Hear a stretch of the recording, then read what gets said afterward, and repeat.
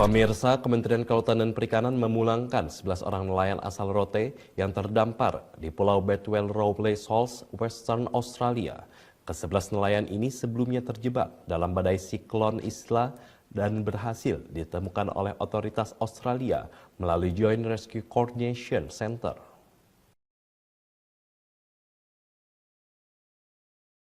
Kementerian Kelautan dan Perikanan bersinergi dengan pemerintah Australia memulangkan 11 orang nelayan asal Rote yang terdampar di Pulau Bedwell Rowley Shoals, Western Australia pada Jumat 28 April 2023. Ke-11 nelayan ini sebelumnya terjebak dalam badai siklon Ilsa dan berhasil ditemukan oleh otoritas Australia melalui Joint Rescue Coordination Center. Direktur Jenderal Pengawasan Sumber Daya Kelautan dan Perikanan Laksamana Muda TNI Adin Nur Awaludin menyampaikan apresiasinya kepada otoritas Australia yang telah berhasil mengevakuasi ke-11 nelayan Indonesia dari pulau tidak berpenghuni dan memfasilitasi pemeriksaan kesehatan di kota terdekat Brome di sebelah utara Perth, Western Australia. Adin menjelaskan bahwa ke-11 orang nelayan tersebut diketahui berasal dari 2 perahu motor, yaitu perahu motor Dioscuri 01 dan perahu motor Putri Jaya. Dari data yang didapat, 10 orang nelayan yang berada di perahu motor Discovery seluruhnya berhasil diselamatkan. Sedangkan pada perahu motor Putri Jaya, hanya 1 orang nelayan yang ditemukan selamat. 8 orang nelayan lainnya masih belum ditemukan. Adin melanjutkan bahwa seusai kondisi ke-11 nelayan tersebut dinyatakan stabil oleh pihak Broome Hospital, mereka kemudian dipindahkan ke Darwin dan ditempatkan di detensi imigrasi Northern Alternative Place of Detention di Hotel Frontier Darwin untuk kemudian dipulangkan ke Indonesia menggunakan charter flight dengan rute Darwin Denpasar. Selanjutnya, Adin menjelaskan bahwa proses pemulangan ke-11 nelayan Indonesia dapat berjalan baik, merupakan hasil dari sinergi dan gerak cepat antara Kementerian Kelautan dan Perikanan melalui Direktorat Jenderal Pengawasan Sumber Daya Kelautan dan Perikanan dengan kementerian lembaga terkait, yaitu Perwakilan Konsulat Indonesia di Darwin, Kementerian Luar Negeri, Ditjen Imigrasi Kementerian Hukum dan HAM, TNI Angkatan Laut dan Pemerintah Daerah Nusa Tenggara Timur. Tim Liputan Berita Garuda TV melaporkan.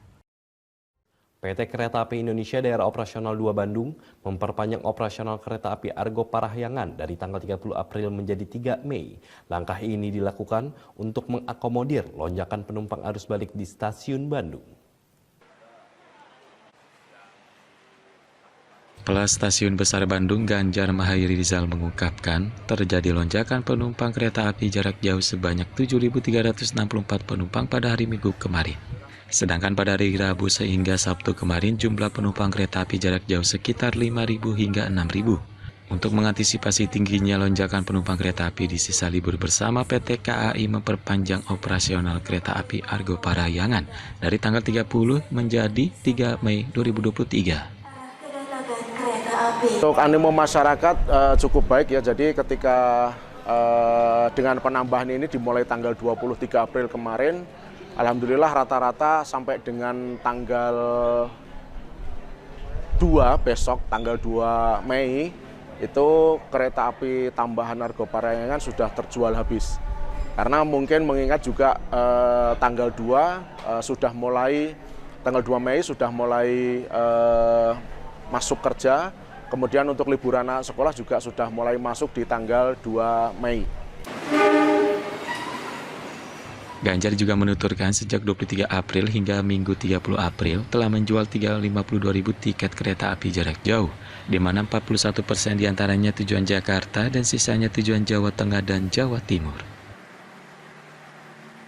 Kadin Indonesia membawa 5 isu prioritas dalam keketuaan Indonesia pada Konferensi Tingkat Tinggi ASEAN 2023. Pada Konferensi Tingkat Tinggi ASEAN 2023, Kadin fokus mengenai penguatan perdagangan dan investasi di kawasan ASEAN. Kamar Dagang dan Industri Kadin Indonesia membawa 5 isu prioritas pada Konferensi Tingkat Tinggi ASEAN 2023 yang berlangsung pada tanggal 9 hingga 11 Mei di Labuan Bajo, Manggarai Barat, Nusa Tenggara Timur. Ketua Umum Kadin Arsyad Rashid di Jakarta Minggu 30 April memaparkan, kelima isu tersebut adalah transformasi digital, kesehatan, pembangunan berkelanjutan, ketahanan pangan, serta perdagangan dan investasi. Dari kelima isu tersebut, menurut Arsyad, Kadin mendorong lebih banyak perusahaan-perusahaan dari negara anggota ASEAN yang melakukan investasi di dalam kawasan tanpa perlu menanamkan modal di luar region. kualitas begitu dan mungkin kalau bisa kita saling berinvestasi di negara-negara ASEAN, di mana Indonesia adalah yang terbesar di ASEAN secara populasi, dari total 600, Indonesia itu 280 juta. Jadi kalau dibilang Big Brother ASEAN itu Indonesia. Nah harapannya adalah bagaimana kita bisa secara regional memperkuat supply chain regional kita. Arsyad menegaskan dengan adanya penguatan rantai pasok di kawasan ASEAN, diproyeksikan dapat menjadi yang terkuat di dunia.